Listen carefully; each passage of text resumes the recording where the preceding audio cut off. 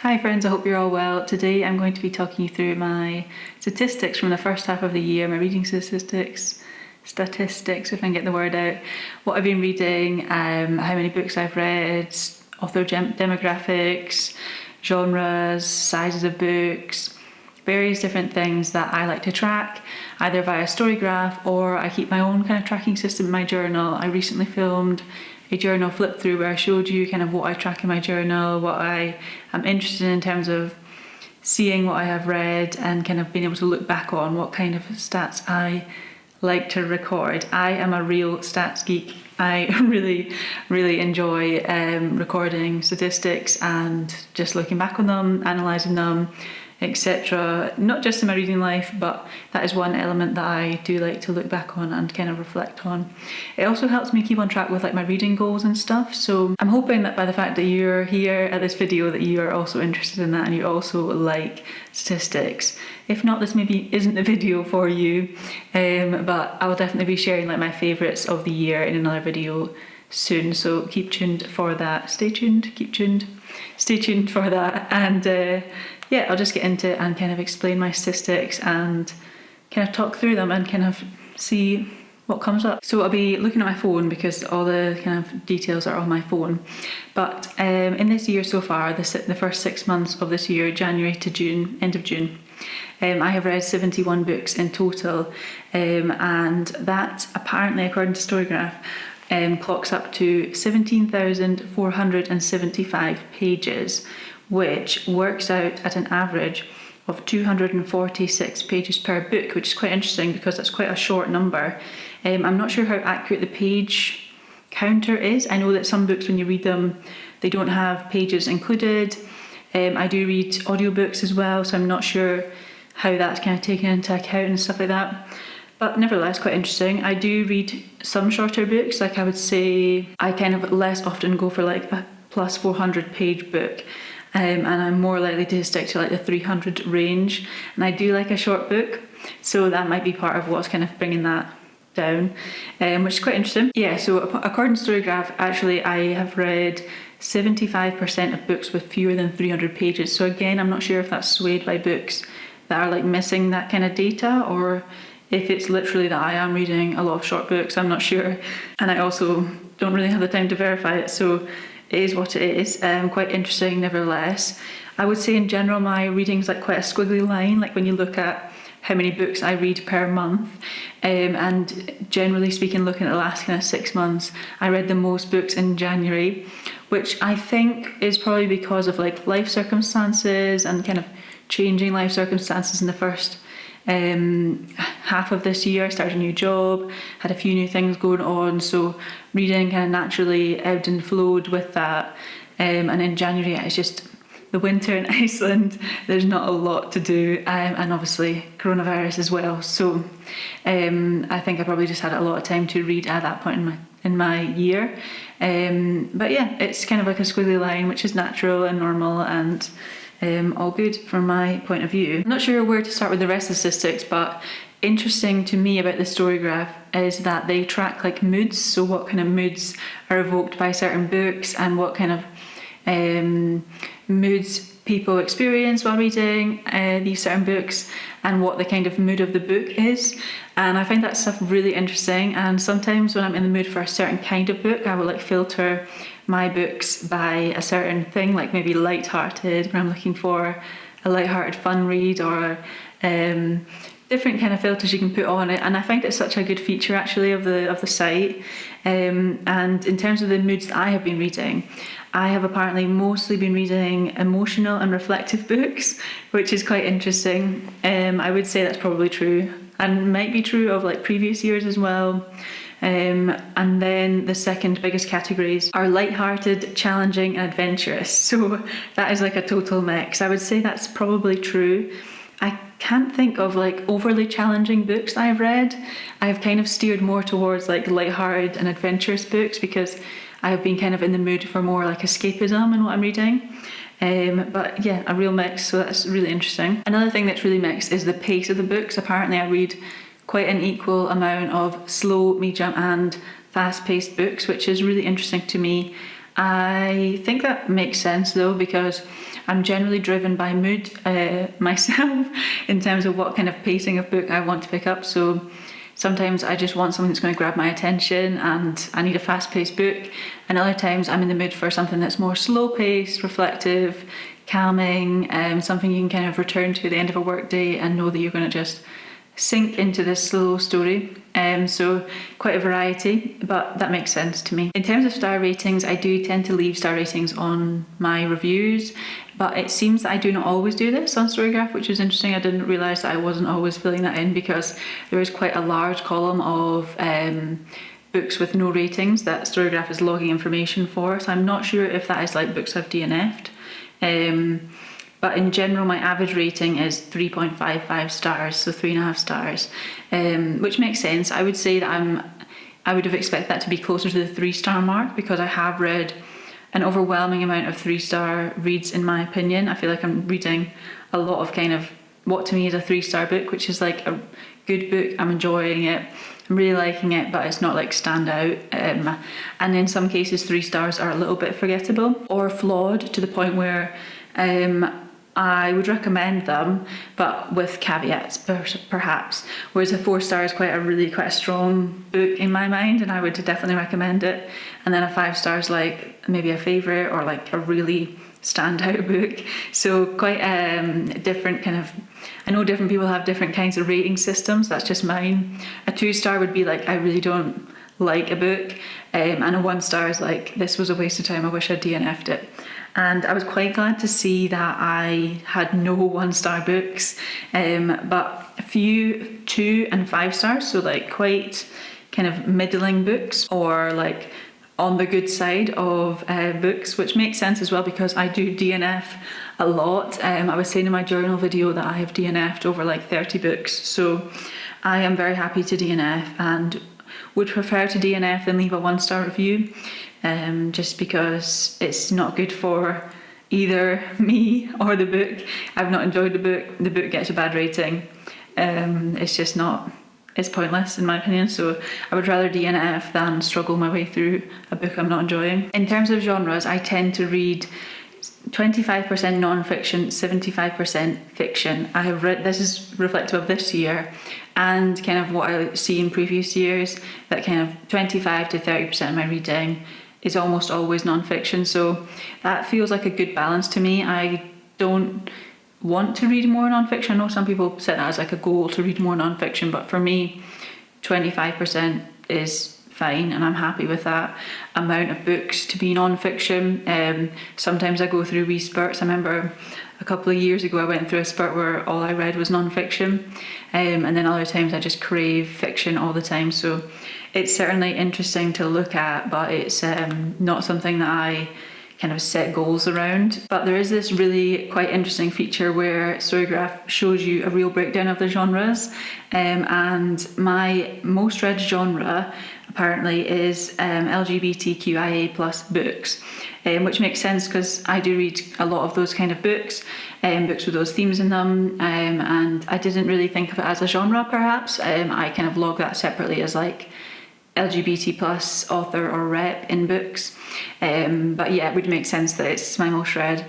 Interestingly, after that, contemporary romance and young adult, which I would say to me aren't genres I would typically think that I read a lot of, so interesting that's all like my next highest. And then memoir, which makes sense, I read quite a lot of memoirs and that probably makes up the bulk of my non-fiction reading. And then comics, again, makes sense. I'm getting more and more into comics and manga, and they make up like quite a proportion of my reading. I wouldn't call them a genre, I would call them more like a format of reading. But yeah, I guess it falls in this kind of broad spectrum genre category thing that Storygraph's created, which is totally cool. Science fiction as well is another big one apparently, and fantasy, which I would never have said fantasy was a big one for me, so I'm interested that that is so high up on that list. Short stories and poetry, I would say, are quite big ones. Other topics that it's saying I explore: race, travel, history, politics, nature, feminism, that kind of all makes sense to me. So yeah, no real surprises there, I would say, but it's still interesting, I think, to look at and kind of examine, especially the surprises, like the large contemporary romance young adult, which, as I say, could be because I'm leaning towards light-hearted fiction, which would typically be contemporaries or romances for me, or like maybe nature writing, short stories, stuff like that. Now for the things I track myself. So all the things you've seen so far have been like Storygraph statistics, but I do track quite a lot of additional statistics and data via my reading journal. It's one of my main purposes for having a reading journal, and why I really like having my own kind of tracking systems, because you can just track whatever you feel you want to keep track of. So one of the things that I keep track of is where I source a book from. So via my library, whether I own the book or use NetGalley or another subscription service. Like at the start of the year I had Scribd, which I think might have also influenced the amount I read in January, because I think that was my last month of Scribd, and I remember really wanting to get the most out of the subscription. So these are the sources that I sort of typically got my books from. So 54% of my books were sourced via the library, so quite a large portion of my books I got via my library, which makes a lot of sense to me. I recently totaled up how much money I had saved via my library so far this year, and it's over £600 in British pounds, which is a lot of money. I pay like £10 roughly for my library card. Anyone who signs up to the library has to pay a sign-up fee, and I remember it being about £10. So to pay £10 and save an additional £590 is really good value for money, in my opinion. I'm really pleased with that. I do read most of my books via my library, so that makes sense that percentage is so high. The second highest percentage is the books I own. Apparently 24% of the books I've read are books I own, which might be a combination of audiobooks, ebooks and physical books, and I would guess more likely the bigger portion of those is the ebooks and audiobooks, because I have a small physical TBR here in Iceland at least. And then apparently 11% of my reading is done via NetGalley, which I thought that might be a little bit higher, to be honest. That feels a little bit low, but I am definitely behind with my NetGalley reads, and I could do with catching up with myself and catching up with reviews. So NetGalley's and ARCs, and most of my ARCs are via NetGalley. 11% of my reading that makes up, and 11% of my reading is via Scribd. So yeah, I don't use Scribd anymore. I didn't really like the service. It didn't really work for me. I didn't like the limits that are placed on you, and you would like suddenly get blocked out of books and things. I really didn't like that system. So I cancelled my subscription. In terms of the format of the books I read, so this is like whether it was an audiobook, ebook or print book, 48% of the books I read were print books, which likely the majority of those is via my library, and 32% of the books I read were ebooks, and then 20% were audiobooks. This is not hugely surprising to me. I used to read more audiobooks than I do now, and that probably made up a larger proportion of my reading. But I think like lots of people, when coronavirus hit, our lifestyles changed, and audiobooks are harder to kind of fit in for me at home. And so I would read them on my walks sometimes, and I read them when I'm cleaning and cooking. But I would say that it's less kind of habit, it's more as and when, and kind of more random, which can be tricky as well, because you kind of want to really get into an audiobook and want to spend some time with it, and it's not always possible just in my kind of reading habits. I should really do some kind of reading habits tag or something, because I always find that kind of stuff interesting when other people share that kind of thing. On to the part which interests me the most, and is one of the reasons I kind of track this. I mean, I find it really, really interesting, this source and the format of the books, and it really helps me kind of reflect on my purchasing habits, which I always find a really interesting kind of conversation.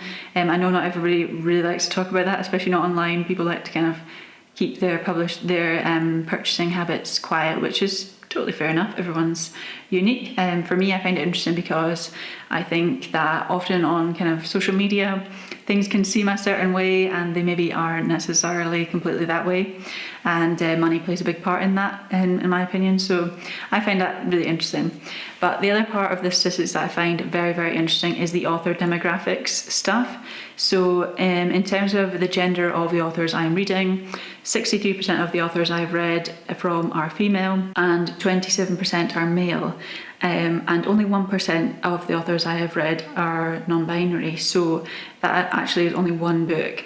I also track whether or not the author is transgender, and 4% of the authors I have read from are transgender. I found that really interesting that was only 4%. I think last year it was higher, although I don't have the statistics in front of me, but it was certainly higher than 4%. If these numbers don't add up to a total percentage, it's either because the information isn't known or there's multiple authors or something like that. So just in case the statistics look a bit funny for this section, it's probably because of that. In terms of the race or ethnicity of the authors, 37% of the authors I have read are Asian, 27% of the authors I have read are black, and 30% of the authors I have read are white.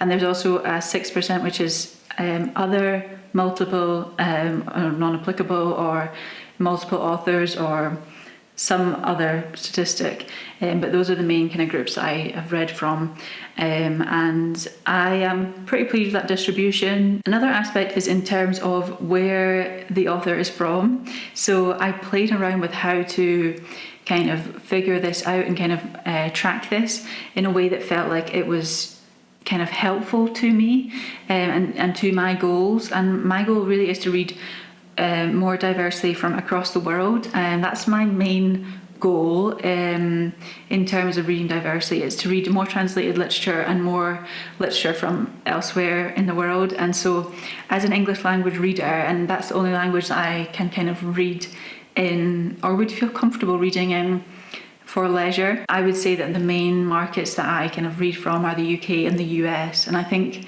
that might be the case for a lot of English language readers. And so I try to kind of push myself and actively seek out literature from elsewhere.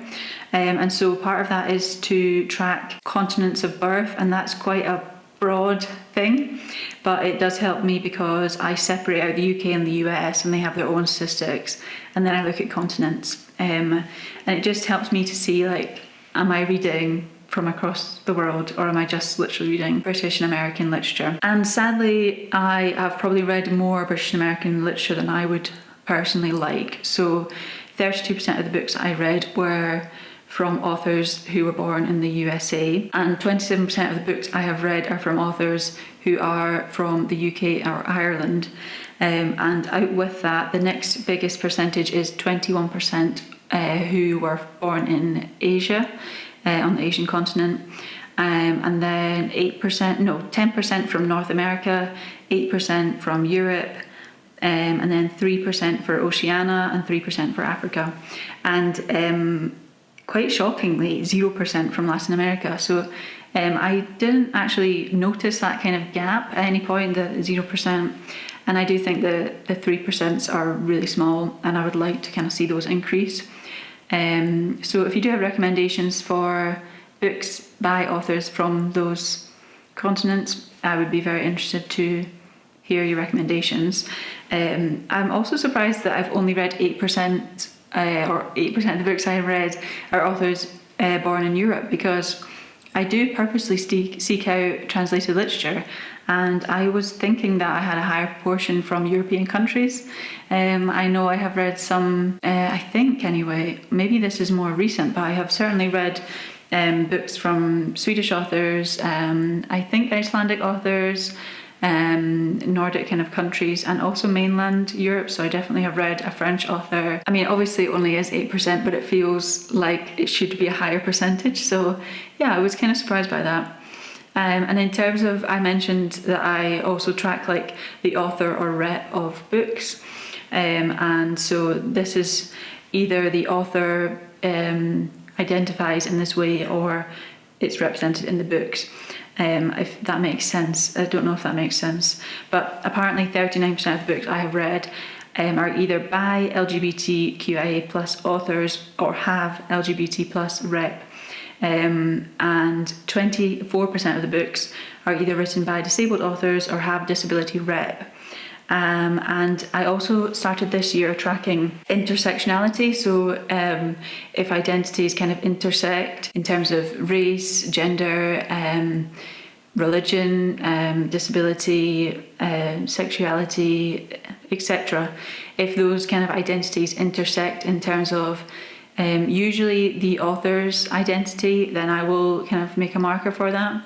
And 35% of the books I have read have had that kind of intersectional element to them. So that's something that I find really interesting, because last year I wasn't tracking intersectionality, and by the time I'd kind of come to think that might be something I want to track, I had read too many books to kind of go back through them all and look at all the statistics. So I thought this year I'll make an effort to track that as I go, because I think it's important, because if you see the statistics just in themselves, you might not fully be able to kind of analyse like how intersectional, really, sorry for using the same word so many times, but how intersectional they are. And I find that really interesting, because I think it's at the intersections of identity that people are the most marginalised and the most have, I guess, the hardest time in publishing, because they are made to believe that their identity is too marginal for people to be interested and for the book to be kind of consumable on a mass scale. And so that's something that I like to track, to make sure that I am, or at least to just kind of see if I am actually kind of looking at that as a metric, and if that's actually reflecting in my reading life, that kind of interest in that aspect of other people's lives. Because one of the reasons that I read, and I think this is true of a lot of readers, but one of the reasons that I read is because I'm interested in people's experiences outside of my own. I do like reading books as well, where I see parts of myself and my life experience on the page, but predominantly I like to read about other people's life experiences. So yeah, that's that little segue done there.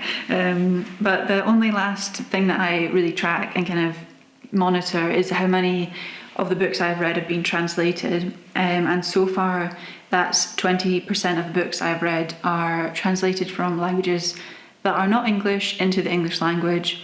I don't track things like what language they were like originally published in, but maybe I should, and that's something maybe to think about. I think you could kind of go down lots of rabbit holes with statistics. These are the kind of things at a top level that I try to keep track of, but certainly there are scope and room for improvement, as there always is with these things. But yeah, I find it really interesting. I hope it's interesting to you to see how, like, what kinds of books I'm reading and how that actually equates to statistics. I certainly love to watch other people's videos where they talk about their reading stats. I find it fascinating, but as I say, I'm a bit of a stats geek. But yeah, the 20% translated, I'm a bit disappointed in that. I hope that would be closer to 30% at least. Yeah, I know last year I read more books. Like August is coming up, that's Women in Translation month, so I'm assuming I will read more translated literature that month.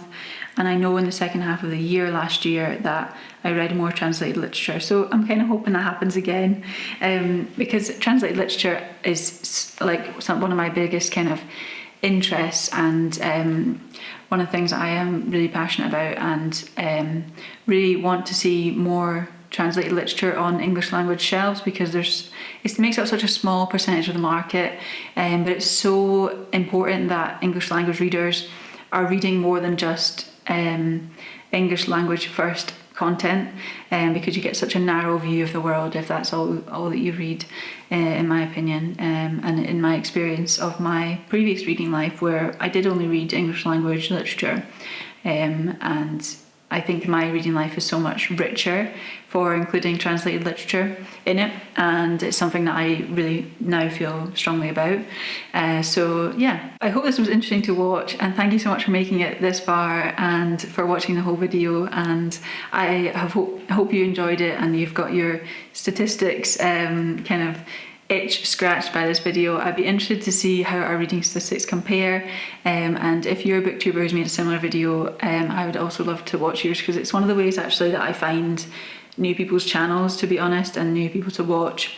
Is to kind of see their statistics, because I think find it interesting to see what other people track. I think it tells you a lot about what they think's important and what their reading goals are, and there's a lot of reflection that can happen in these kinds of videos, and I hope that you feel like you've kind of got that from watching this one as well, and that I've kind of gone into enough depth without kind of going off on too many tangents, which I was at risk of doing a couple of times. So yeah, I hope you've enjoyed watching it, and thank you so much for watching, and I will see you again in my next video.